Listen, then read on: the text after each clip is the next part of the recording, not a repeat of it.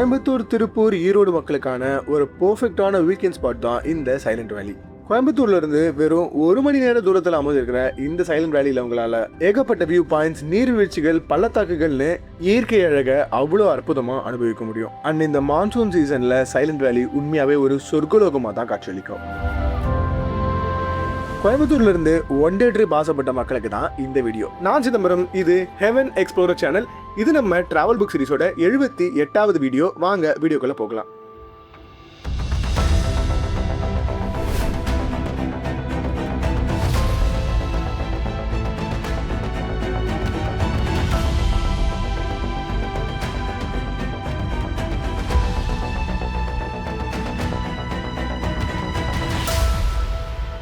முந்தின நாள் ராத்திரி சென்னை சென்ட்ரல் ஸ்டேஷன்ல இருந்து ட்ரெயின் ஏறினாங்க. அடுத்த நாள் காலையில கோயம்புத்தூர்ல இருந்த போத்தனூர் ரயில்வே ஸ்டேஷனை தான் ரீச் பண்ணோம்.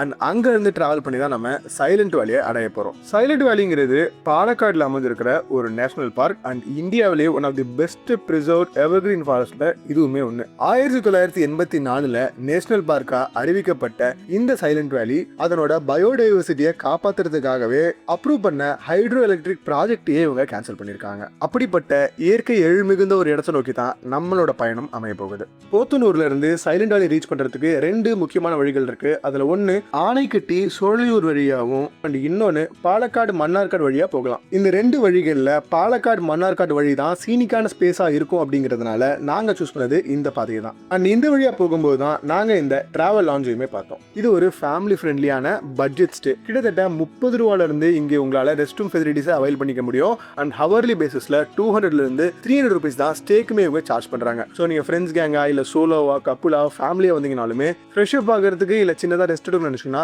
இந்த டிராவல் லான்ச் ஒரு ரொம்பவே பெஸ்ட் ஆப்ஷனா இருக்கும். ஸோ இங்க கொஞ்ச நேரம் ரெஸ்ட் எடுத்துட்டு சைலண்ட் வேலியை நோக்கின நம்மளோட பயணத்தை ஆரம்பிச்சோம். இங்கிருந்து சுமார் 45 நிமிஷம் பயண தூரத்திலேயே நம்ம சைலண்ட் வேலி ஹில்ஸை ஏற ஆரம்பிச்சிருவோம். அண்ட் இந்த மலை மேல கொஞ்ச நேரம் பயணிச்சு போனதுமே ரொம்ப பழமையான ஊரான அட்டப்பாடியை நம்ம அடைஞ்சிரும். அண்ட் இந்த பழமைக்கு முக்கியமான காரணம் என்னன்னா, இன்னுமே இந்த இடத்துல பழங்குடி மக்கள் வாழ்ந்து வராங்க. ஸோ அவங்க நம்மளை வெல்கம் பண்ற மாதிரி தான் இங்க இருக்கிற சுவர்கள்ல பழங்குடி மக்களோட ஓவியங்களை இவங்க வரைஞ்சி வச்சிருந்தாங்க. ஸோ கண்டிப்பா அந்த இடத்துல போறவங்க அந்த இடத்துல நிறுத்தி போட்டோ எடுக்கணுன்ற ஆசைப்படுற அளவுக்கு தான் இந்த ஓவியம் எல்லாமே இந்த இடத்துல வரைஞ்சி வச்சிருந்தாங்க. அண்ட் இது வரைக்கும் நம்ம டிராவல் பண்ணி வந்த இடத்த பற்றி சொல்லணும் அப்படின்னா ஒரே வார்த்தையை சொல்லிடலாம், ஈரம். முழுக்க நம்ம பார்த்து வந்த இடம் எல்லாமே அவ்வளோ ஈரமாக இருந்தது. அது ஈரம்னா கசகசன்றவங்கள அந்த மாதிரி ஈரம் கிடையாது, ஒரு மென்மையான ஈரம். ஒரு குட்டி ட்ரிசில் உங்களையே தெரியாமல் உங்கள் மேலே விழுந்துகிட்டே இருக்கும். அண்ட் பார்க்குற இடம் ஃபுல்லாகவே அங்கேயும் இங்கேயுமா நீர்த்தேக்கங்கள் பார்த்துட்டே இருப்பீங்க. இலையிலேருந்து சிந்துற நீர்லேருந்து புல் மேலே படிஞ்சிருக்க நீர்னு மொத்த இடமுமே ஈரப்பதத்தோட பச்சை பசைல்னு தான் உங்கள் கண்களுக்கு காட்சியளிக்கும். இன்னும் கொஞ்சம் நேரம் பயணிச்சதுமே நம்ம மெயின் டவுனை ரீச் பண்ணிட்டோம். அண்ட் நாங்கள் போயிருந்தது வீக் டே அப்படிங்கிறதுனால ஸ்கூல் பசங்களாம் ஸ்கூலுக்கு போயிருந்தாங்க. அண்ட் அந்த மழையில் நம்ம ஊரை பிளாக் கோடை இருக்குது தெரியுமா, அந்த பிளாக் கோடை கான்செப்டே அங்கே இல்லை போல். கலராக எல்லா சின்ன பசங்களுமே கொடையை பிடிச்சிட்டு தான் ஸ்கூலுக்கு போயிட்டு இருந்தாங்க. அண்ட் இன்னும் ரொம்ப சின்ன குழந்தைங்கள் மழையில் நனையாமல் இருக்கிறதுக்காக பக்கத்தில் இருந்த கடையில் நின்று அந்த மழையை ரசிச்சுட்டு இருந்த அழகே அவ்வளோ அற்புதமாக இருந்தது. ஸோ ஃபைனலி நம்ம அந்த சைலண்ட் வேலி நேஷனல் பார்க்கை ரீச் பண்ணிட்டோம். அங்கே போயிட்டு என்ட்ரி போட்டுட்டு இங்கேருந்து தான் நம்ம ஜீப் சஃபாரியை மேற்கொள்ள போகிறோம். இந்த சைலண்ட் வேலி ஜீப் சஃபாரியை பொறுத்த வரைக்கும் போகிறதுக்கு 23 கிலோமீட்டர், வரத்துக்கு 23 கிலோமீட்டர். ஸோ தோராயமாக 50 கிலோமீட்டர் நீளம் கொண்ட ஜீப் சஃபாரி தான் இது. செக் போஸ்ட்ல இருந்து ஆரம்பிக்கிற இந்த ஜீப் சஃபாரி அந்த 4 ஸ்டோரி ஃபேமஸான வாட்ச்டவரில் தான் போய் முடியும். இந்த சைலண்ட் வேலி நேஷனல் பார்க்கை பொறுத்த வரைக்கும் 1000க்கும் மேற்பட்ட ஃப்ளவரிங் பிளான்ஸ், 250க்கும் மேற்பட்ட வகையான பட்டர்ஃப்ளைஸ், 200க்கும் மேற்பட்ட பறவை வகைகள் அண்ட் 35க்கும் மேற்பட்ட பாலூட்டிகள்னு ஒரு பறந்து விரிஞ்ச காடாக தான் இந்த சைலண்ட் வேலி அமைஞ்சிருக்கு. அந்த இன்ஃபர்மேஷன் சென்டர்ல இருந்து செக் போஸ்ட் வர ரீச் பண்ணுற வழியில் ஃபுல்லாகவே ப்ரைவேட் ஏரியா தான். ப்ரைவேட்னா பழங்குடி மக்கள் வாழ்ந்துட்டு வராங்க. அது மட்டும் இல்லாமல் ஃபாரஸ்ட் டிபார்ட்மெண்ட் இந்த இடத்துல பல்வேறு வகையான அக்ரிகல்ச்சர் விஷயங்களையும் பண்ணிட்டு வராங்க.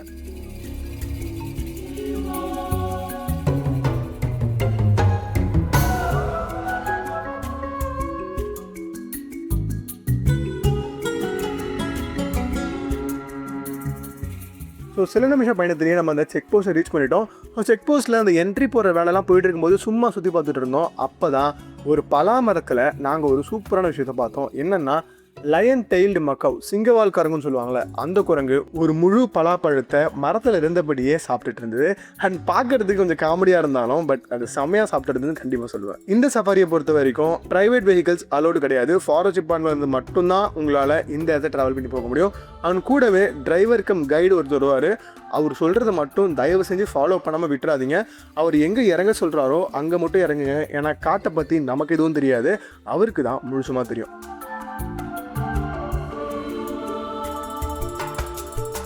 இந்த 23 கிலோமீட்டர் பயணத்தில் வழிநெடுக நம்மளால் குட்டி குட்டி நிறைய டெம்பரரி வாட்டர் ஃபால்ஸை பார்க்க முடியுது.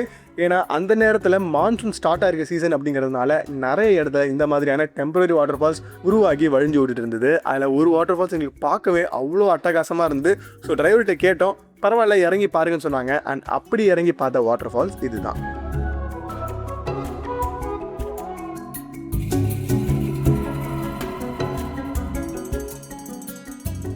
அந்த வாட்டர் ஃபால்ஸ் சுற்றியே இன்னும் சில விஷயங்களை பார்த்தோம். அதில் முக்கியமானது இந்த காட்டுக்கோழி. கோழியை பார்த்தாவே நம்ம மைண்டு எங்கே போகும்னு எல்லாருக்கும் தெரியும். பட் அந்த கோழி கொடுத்த லுக்கு எப்படி தெரியுமாது, முடிஞ்சா என்னை தொட்டு பாடுறாங்கிற மாதிரி தான் அந்த லுக்கு, அந்த வாக்கு எல்லாமே இருந்தது. ஸோ நம்மளோட மரியாதையாக அதுவும் டிஸ்டர்ப் பண்ணாமல் அடுத்த இடத்தை நோக்கி நம்மளோட பயணத்தை ஜீப்லேயே தொடர ஆரம்பித்தோம். இந்த வாட்டர் ஃபால்ஸ்ல இருந்து சில கிலோமீட்டர் பயணிச்சு போனதுமே நம்ம அந்த ஐகானிக்கான 4 அடுக்குகள் கொண்ட வாட்ச் டவரை அடைஞ்சிட்டோம். இந்த இடத்துக்கு வரத்துக்கு முன்னாடி இந்த வாட்ச் டவரை பற்றி சொல்லும்போது எங்களுக்கு பெரிய அளவில் பிரமிப்பு தெரியல. பட் அதை இங்கே 2 கண்களால் நேராக பார்க்கும்போது தான் இதோட உயரமும் பிரம்மாண்டமும் எங்களை ஆச்சரியத்தில் ஆழ்த்திடுச்சு.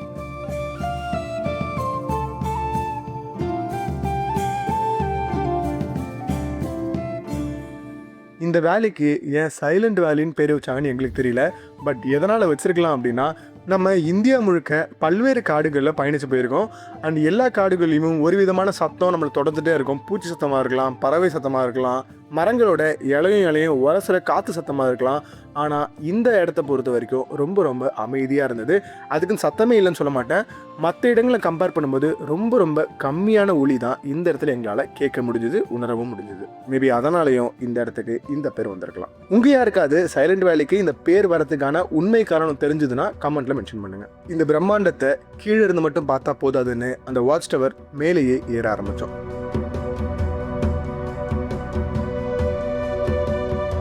பொறுமையாக தான் ஏற ஆரம்பித்தோம். பட் அங்கேருந்து காப்தம் மிஸ்டு கவரும் எங்களை ஆச்சரியத்துலேயும் ஆழ்த்துச்சு. அண்ட் எங்களோட பயணத்தை கடினமாகவும் மாற்றுச்சு.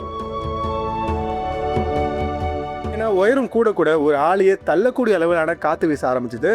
அண்ட் போக போக போக அந்த இடத்துல இருந்த வியூ அவ்வளோ விசாலமாக எங்கள் கண்ணு முன்னாடி விரிஞ்சிச்சு.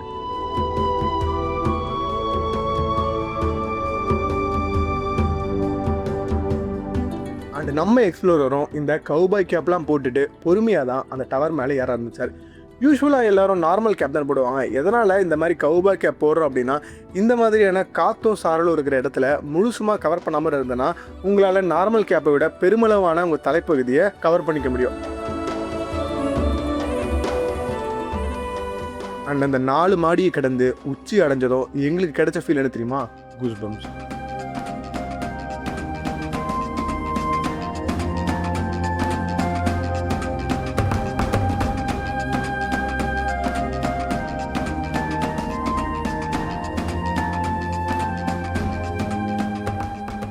உண்மையாகவே அந்த உச்சியில் எங்களுக்கு கிடைச்ச அனுபவம் அப்படித்தான் இருந்தது.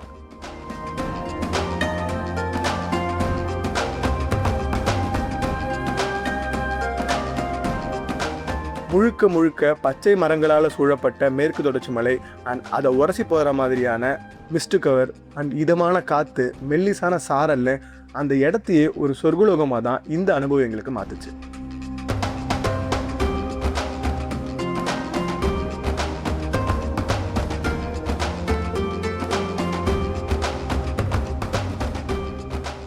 முடிஞ்ச அளவுக்கு அந்த இயற்கை அழகை ரசிச்சுட்டு அழகழகான ஃபோட்டோஸை எடுத்துகிட்டு நாங்களும் அந்த அழகில் நின்ன மாதிரி ஃபோட்டோஸை எடுத்துகிட்டு திரும்ப நம்ம கீழ் நோக்கி இறங்க ஆரம்பித்தோம். அங்கேருந்து டவுன் ஸ்ட்ரீமில் கொஞ்சம் தூரம் நடந்து போனதுமே ஒரு பெரிய ஓப்பன் ஸ்பேஸ் பார்க்க முடிஞ்சுது. அந்த இடத்துல தான் ஒரு பெரிய அளவிலான ஒரு டீ கடைன்னு சொல்லலாம். அந்த இடத்துல டீ, பிஸ்கெட், முறுக்குன்னு எல்லாத்தையும் சாப்பிட்டு முடிச்சுட்டு ஸ்டேக்கு ரிட்டர்ன் ஆகும்போது தான் இந்த அற்புதமான பிரிட்ஜை நாங்கள் பார்த்தோம். இது ரொம்ப ரொம்ப பழமையான பிரிட்ஜ். ஏன் பழமைன்னு சொல்கிறோம் அப்படின்னா, ஒரு நேரத்தில் ஒரு கார் மட்டும் தான் போகிற மாதிரி வடிவமைச்சிருந்தாங்க. ஸோ அந்த காலத்தில் சின்ன சின்ன வெஹிக்கிள்ஸ் போகிற மாதிரி இருந்த இந்த பாலம் இப்போவுமே பயன்பாட்டில் இருக்குது அண்ட் ஸ்ட்ராங்காகவும் இருக்குது. அண்ட் அங்கேருந்து பார்த்த காட்சிகளுமே அவ்வளோ அற்புதமாக இருக்குது. அந்த அற்புதமான பிரிட்ஜோட கழுகு பார்வை காட்சி உங்களுக்காக.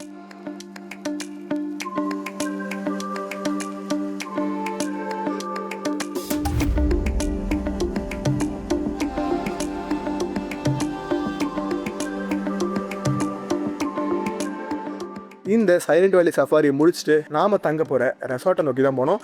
அண்ட் அந்த ரெசார்ட் அமைஞ்சிருக்கிறது எங்கே தெரியுமா? பவானி ரிவர் பெட் பக்கத்துலேயே தான் அமைஞ்சிருக்கு. இந்த ஸ்டேவை பொறுத்த வரைக்கும் இது ஏஃப்ரேம் கேம்பிங் ஸ்டே. இந்த இடத்துல நீங்கள் சோலோவோ கப்புளாவோ ஃபேமிலி கேங்காவோ ஃப்ரெண்ட்ஸ் கேங்கோ வந்தீங்கனாலுமே எல்லாரையுமே அகாமடேட் பண்ணுற மாதிரியான ஸ்டே ஆப்ஷன்ஸ் வச்சுருக்காங்க. 2 பேர் தங்குற மாதிரியான ஏஃப்ரேம்ஸ் இருக்குது, 4 பேர் தங்குற மாதிரியான ஏஃப்ரேம்ஸ், 10 கேம்ப்ஸிங், 2 person கேம்ப், 2 person 10, 3 person 10. இது மட்டும் இல்லாமல் பேம்பு ஹவுஸ்னு கிட்டத்தட்ட 10 பேர் வரை தங்குற மாதிரியான ஸ்டே ஆப்ஷன்ஸை இங்கே இவங்க வச்சுருக்காங்க.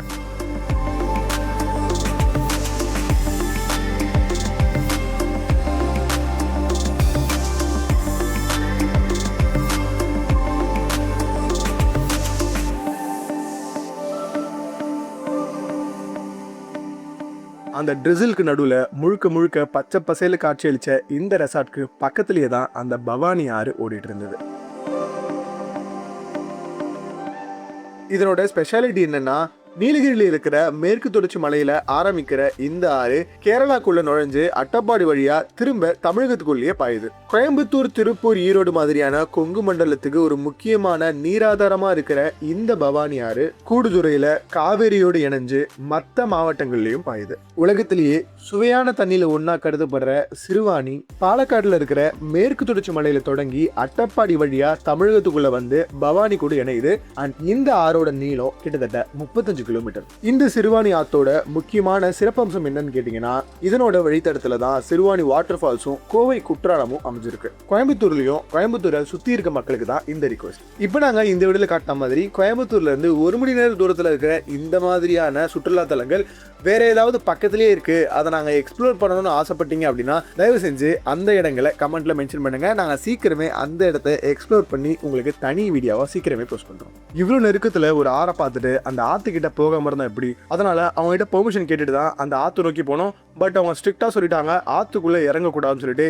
ஏன்னா வேற ஏதாவது இடத்துல மழை பெஞ்சிருந்தாலோ இல்ல கிளவுட் பர்ஸ்ட் ஏதாவது நடந்திருந்தாலோ திடீர்னு இந்த ஆத்தோட நீர்வரத்து அதிகமாகும். ஸோ அது ரொம்பவே ரிஸ்க் ஆகிடும். அப்படிங்கிறதுனால கரையில இருந்து மட்டும் இந்த ஆத்தோட அழகை ரசிக்க சொல்லி எங்களுக்கு வார்ன் பண்ணாங்க. ஆத்தோரமாக கொஞ்ச நேரம் இருந்ததுமே நம்மளுக்கு சுட டீ சர்வ் பண்ணியிருந்தாங்க. அண்ட் அப்போ தான் நம்ம கூட இன்னொரு கெஸ்ட்டுமே ஜாயின் பண்ணார். அவர் தான் பிளாக்கி. நம்ம எக்ஸ்ப்ளோரை பற்றி தெரியும், அவர் எவ்வளோ பெரிய டாக் லவர்னு சொல்லிட்டு. ஸோ அந்த ஈவினிங் ஃபுல்லாகவே பிளாக்கி நம்ம எக்ஸ்ப்ளோரர் விட்டு நகரவே இல்லை, கூடவே தான் சுற்றிட்டு இருந்தது. அண்ட் நீங்களும் ஒரு டாக் லவராக இருந்தீங்க அப்படின்னா பிளாக்கி உங்களுக்கு ஒரு பெஸ்ட் கம்பெனியனா அந்த ஸ்டே முழுக்க உங்கள் கூடயே இருப்பான். ஸோ அந்த அற்புதமான ஈவினிங் முடிஞ்சு நைட்டு வந்ததுமே கேம்ப் ஃபயர் ஸ்டார்ட் பண்ணாங்க. அண்ட் கேம்ப் ஃபயர் பக்கத்தில் உட்காந்து பெரிய டின்னருக்கு சப்பாத்தி, சிக்கன் கிரேவி, ரைஸ், ரசம்னு சூப்பராக சாப்பிட்டு முடிச்சதும் நம்ம டே 1ஓட எண்டுக்கு வந்துட்டோம். இது வரைக்கும் எங்கள் கூட சேர்ந்து பயணித்ததுக்கு ரொம்ப நன்றி. அண்ட் மேற்கொண்டு பயணிக்கிறதுக்கு முன்னாடி இது வரைக்கும் நீங்கள் நம்ம சேனலை சப்ஸ்கிரைப் பண்ணணும்னு தோணுச்சுன்னா மறக்காமல் சப்ஸ்கிரைப் பண்ணிவிட்டு பக்கத்தில் இருக்க பெல் ஐக்கனை ப்ரெஸ் பண்ணிவிடுங்க. இல்லை இந்த வீடியோ நான் டிவியில் பார்க்குறேன், எனக்கு சப்ஸ்கிரைப் பண்ணுறது கஷ்டம் அப்படின்னு நினச்சிங்கன்னா அடுத்த 30 செகண்ட்ஸ்க்கு நம்ம சேனலை சப்ஸ்கிரைப் பண்ணுறதுக்கான QR கோட் ஸ்க்ரீனில் டிஸ்பிளே ஆகும். அதை ஸ்கேன் பண்ணியுமே நீங்கள் நம்ம சேனலை சப்ஸ்கிரைப் பண்ணிக்க முடியும். அடுத்த நாள் காலையில் சீக்கிரமே எழுந்து நம்ம இன்னொரு ஜீப் சஃபாரி தான் மேற்கொள்ள போகிறோம். அதுதான் அட்டப்பாடி ஜீப் சஃபாரி. அட்டப்பாடின்ற பேரை நிறைய பேர் கேட்டிருப்பீங்க. அண்ட் அது ஒரு ஐகானிக்கான விஷயமா மாற்றுறது என்னென்னா ஒரு மலையாள படம். அண்ட் அந்த மலையாள படம் தான் ஐயப்படும் கோஷம். அதில் இருக்கிற முக்கியமான மாஸ் சீன்ஸ்லாம் இந்த இடத்துல தான் எடுத்தாங்க. முக்கியமாக அந்த மார்க்கெட் சீன்லாம் இங்கே தான் எடுத்திருந்தாங்க. இதெல்லாம் ஃபைட்டு அப்படியே உள்ளே போய் அந்த தண்ணிக்குள்ளெல்லாம் முங்குவாங்க. ஆமாம், அதெல்லாம் அந்த லைன் தான். ஓகே. ஸோ இங்கேருந்து கடந்து அடுத்ததாக நம்ம போனது அட்டப்பாடியோட வியூ பாயிண்ட்டுக்கு தான். அண்ட் இந்த வியூ பாயிண்டில் டைம் லேப்ஸ் இருக்கிறதுக்கு நம்ம ரொம்பவே கஷ்டப்பட்டோம். ஏன்னா மிஸ்ட் கவர் ஆகிட்டே இருக்குது. நீங்கள் இந்த ஃபுட்டேஜில் பார்த்தீங்கன்னாலே தெரியும். ஸ்டார்டிங்கில் நாமளாக ஆரம்பிச்சிருக்கோம். பட் அப்புறம் ட்ரோன் மேலே ஏற்றுனது முழுக்க அந்த வெள்ளை பனி போர்த்தி தான் அந்த வியூ பாயிண்ட் மொத்தமே சுழ்ந்துருச்சு.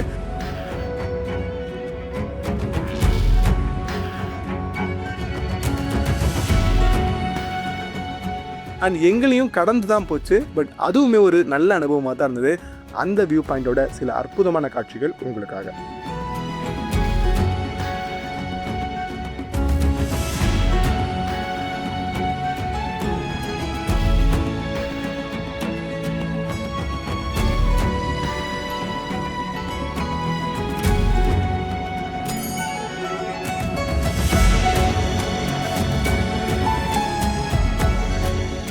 இந்த வியூ பாயிண்டில் கொஞ்ச நேரத்தை செலவழிச்சுட்டு அடுத்ததான் நம்ம இன்னொரு ஐகானிக்கான ஸ்பாட்டுக்கு தான் போனோம். அதுதான் விண்மில் வியூ பாயிண்ட்.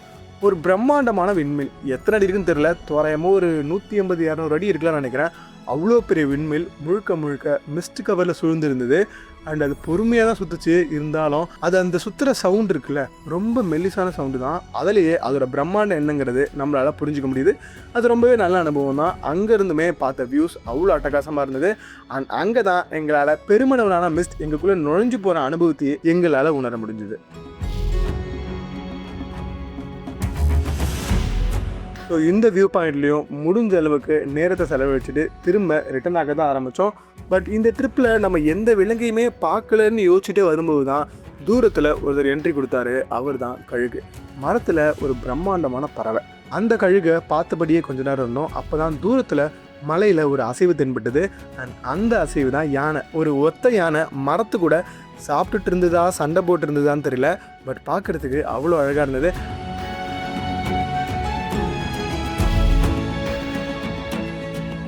அழகுன்னு சொன்னோடனே ஏன்பா யானையெல்லாம் அழகுன்னு சொல்கிறியே, அப்போ நான் யாரை சொல்கிற மாதிரி எங்கள் பக்கத்துலேயே ஒரு மயில் இருந்தது. அண்ட் அந்த தோகை மயிலை பார்க்குறதுக்குமே அவ்வளோ அழகாக இருந்தது. ஸோ இந்த 2 நாள் ட்ரிப்பில் எந்த விலங்கையுமே பார்க்கலன்ற ஏக்கத்தோடு கிளம்பிட்டு இருக்கும்போது இந்த 3 விலங்குகளும் எங்களுக்கு ஒரு பரவசத்தை தான் கொடுத்தது. அண்ட் இதோட நம்ம இந்த 2 days and 1 night silent valley வீடியோட எண்டுக்குமே வந்துட்டோம். இப்போ பட்ஜெட்டை பற்றி பார்ப்போம். இந்த ட்ரிப்பை நமக்கு முழுசுமாக ஆர்கனைஸ் பண்ணி கொடுத்தது ஜங்கிள் மீட் அட்வென்ச்சர். இந்த ட்ரிப்பை பொறுத்த வரைக்கும் 2 விதமான பேக்கேஜஸ் இருக்கு. ஒன்று சைலண்ட் வேலியை இன்க்ளூட் பண்ணி, இன்னொன்று சைலண்ட் வேலியை இன்க்ளூட் பண்ணாம. Cottage stay, jungle safari, dinner, breakfast, கேம்ஃபயர்னு எல்லாமே சேர்த்து வித்தவுட் சைலண்ட் வேலி ஒருத்தருக்கு இவங்க 2500 rupees சார்ஜ் பண்ணுறாங்க. சைலண்ட் வேலியை இன்க்ளூட் பண்ணி ஒருத்தருக்கு 3500 rupees சார்ஜ் பண்ணுறாங்க. இது மட்டும் இல்லாமல் போத்தனூர்ல இருந்தோ இல்லை கோயம்புத்தூர்ல இருந்தோ பிக்கப் அண்ட் ட்ராப் கேட்டிங்கன்னா அதுவுமே இவங்க அடிஷ்னலாக அரேஞ்ச் பண்ணி தராங்க. இந்த இடத்துக்கு நீங்களும் போகணும்னு ஆசைப்பட்டீங்கன்னா அவங்களோட கான்டாக்ட் டீடைல்ஸ் ஸ்க்ரீன்லையும் டிஸ்கிரிப்ஷன்லையும் இருக்குது. அவங்களுக்கு கால் பண்ணி உங்களோட இந்த ட்ரிப்பை புக் பண்ணிக்கோங்க. இந்த வீடியோ உங்களுக்கு கண்டிப்பாக பிடிச்சிருக்க நம்புறேன். பிடிச்சிருந்தா மறக்காமல் லைக் பண்ணிவிட்டு இந்த மாதிரியான இடத்துக்குலாம் போகணும்னு ஆசைப்படுற உங்கள் ஃப்ரெண்ட்ஸ் அண்ட் ஃபேமிலிக்கு மறக்காமல் இந்த வீடியோ ஷேர் பண்ணிடுங்க. இது வரைக்கும் நீங்கள் நம்ம ஹெவன் எக்ஸ்ப்ளோர் சேனலை சப்ஸ்கிரைப் பண்ணலை அப்படின்னா சப்ஸ்கிரைப் பண்ணிவிட்டு பக்கத்தில் இருக்க பெல் ஐக்கனை பிரஸ் பண்ணிடுங்க. இதே மாதிரி இன்னொரு சூப்பரான வீடியோவில் சீக்கிரமே நான் உங்களை வந்து மீட் பண்ணுறேன். நன்றி.